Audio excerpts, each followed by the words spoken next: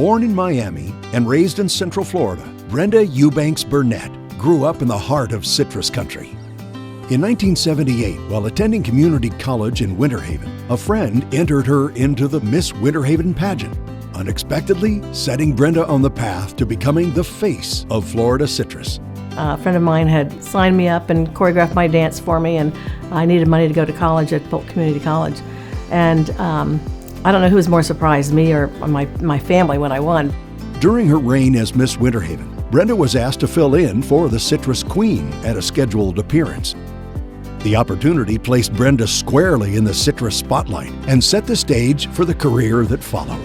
In 1979, sponsored by the Dundee Citrus Growers Association, Brenda made her first attempt to become the Citrus Queen. After failing to win the title, she returned 2 years later to try again. And in January of 1981, Brenda was crowned the Florida Citrus Queen. Brenda's year as Citrus Queen carried her across the United States and around the world. From Canada to Japan, she was the ambassador for Florida citrus, promoting the fruit and the growers behind it. Her warmth and charisma translated across cultures. She is the epitome of a Florida citrus queen. It's a wonderful job to have, but it is very time-consuming. We traveled about 25 days a month, sometimes 2 and 3 weeks at a time away from home. And you have to think quickly on your feet. You have to always be pleasant and smiling. And those are all things Brenda is very good at doing. She's just a natural. She's a people person. She likes to relate to folks. And she has a real genuine passion for the Florida citrus industry. So she's just the perfect fit as a citrus queen. You know, I have to say my all-time favorite was closing out the year, and that was going to Japan for 3 weeks. And that was absolutely amazing. In Japan, a playful moment at a baseball game highlighted Brenda's gift for promotion when an innocent kiss during a presentation captured more than headlines. It boosted citrus sales in local markets. Following her reign, Brenda was asked to join the Florida Department of Citrus as consumer spokesperson. Over the next 3 years, she refined her skills as a marketer and communicator, expanding her influence within the industry. It's just something about Brenda. She just is naturally driven and loves the Florida citrus industry. And she, ever since the first day I met her back probably about 1985, 1986, you know, it's been Florida citrus industry wide open. From 1988 to 1994, she served as Executive Director of the Florida Citrus Showcase, overseeing major events such as the Florida Citrus Festival, the annual Citrus Parade, and the Citrus Hall of Fame induction ceremonies. There's a lot that goes into putting all that together. A lot of thought goes into that selection process, and a lot of research is done on the history of the nominees. I was so impressed with her amazing work ethic there, because it was so time-consuming to put on a 10-day festival. We'd have an industry dinner one evening where all the citrus growers would come. We'd have a really great concert that night, a big dinner for them, and there was all those competitions to run. Plus we would do a squeeze-off. There could be a forklift rodeo involved. There was just so many activities crammed into 10 days, and she and a very small staff handled all of that. In 1994, Brenda moved to Palm Beach County and promptly opened her own marketing and consulting business, Burnette & Associates, where she created citrus-related products and gifts for fruit shops and worked as a consultant to various companies.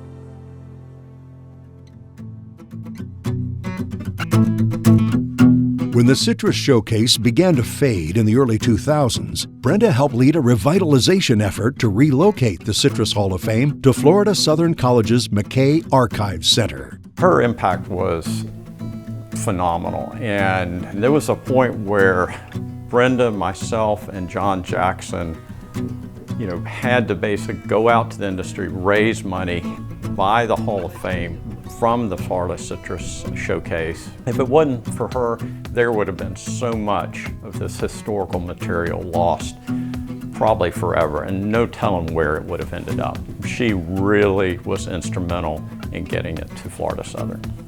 I'll brag a little bit. We brought that place back and brought the Hall of Fame into some prominence, and she was the visibility person. She was the leader. In 2008, Brenda helped to establish an endowment at Florida Southern College to support students cataloging and archiving citrus antiques, ultimately creating the most comprehensive collection of citrus artifacts in the state. We realized that if we were going to preserve a lot of these documents and story, we needed to be able to find an institution that would help us with that. And Florida Southern College has a citrus program. They digitize a lot of those crate labels, a lot of the old documents from the industry, anything that can be digitized. The fact that they are there, they will be preserved, where in the past, if we didn't have that, we would have lost them, and it would have lost a big part of our history. Later, from 2010 through 2025, she served as Executive Director of the Florida Citrus Hall of Fame, where she continued to write and produce the many presentations that helped to maintain it as the definitive record of the industry's leaders and pioneers. If Brenda had not come along, I'm not sure we would have a Citrus Hall of Fame today. She really pursued that objective of maintaining the history of Florida citrus in an unbelievable way that we would not be where we are today with having this historical perspective that is out there without Brenda's efforts. Originating in 1924, the Florida Citrus Queen program was dedicated to the promotion of Florida's citrus industry. In 1984, the name was changed, and in 2004, the last Miss Florida Citrus was crowned.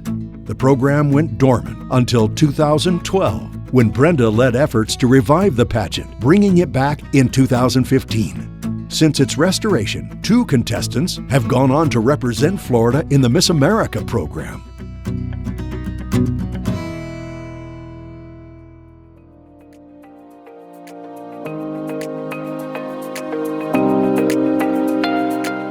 Wanting to preserve the art of Florida's citrus crate labels, Brenda partnered with friend and citrus industry legend Jerry Chicone Jr. to publish 2 books that would share the beauty of what she calls Florida's first billboards.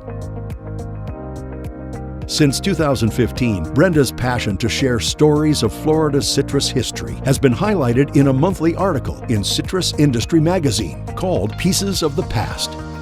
With support from the Citrus Hall of Fame, she also created an online oral history project that brings Florida citrus stories to life through more than 100 interviews and videos.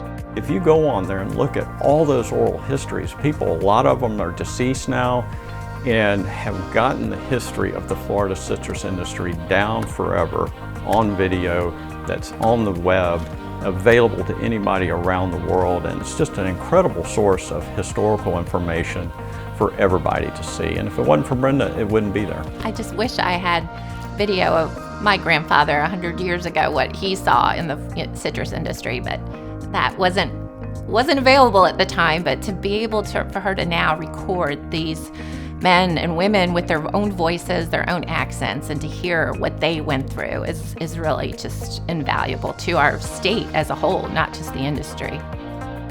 In 2015, Brenda helped spearhead the development of a driving tour in Polk County that would showcase the artwork of Florida's original citrus labels in a big way. The project found great success, and to date, almost 100 of these enlarged reproductions have been installed in Polk, Lake, Indian River, and Manatee counties, with additional counties joining the Florida Citrus Crate Label Trail soon. Through the citrus label trails, through her work here at the Indian River Citrus Museum, through the Citrus Hall of Fame, through Florida Southern College, Brenda was the nucleus that really brought all these organizations together to get this information out to the public. I just truly admire Brenda. She's always been a mentor to me and someone that I've looked up to and always been amazed by what she's been able to accomplish. In recognition of her lifelong dedication, Brenda was presented with the Citrus Achievement Award in 2024. Yet even after retirement, her work continues. She currently sits on the board of the Florida Remembered Society, which is scheduled to open a new Heritage and Cultural Center in Fellsmere in late 2026. She also serves as president of Vero Heritage Incorporated, which manages the Heritage Center and Indian River Citrus Museum, where she remains devoted to telling the story of Florida citrus. Even though it's a very small museum, There's a lot in there. It's interesting and it tells a great story. It's the only museum in the entire state of Florida that's dedicated solely to Florida citrus. I would argue single-handedly. She has preserved the history of our industry for the future generations to understand what it was like. I have spent probably the last 20 years watching her write everyone else's history, and I think it's time that the spotlight shines on her and that she gets to be recognized for all the efforts that she's done for the industry.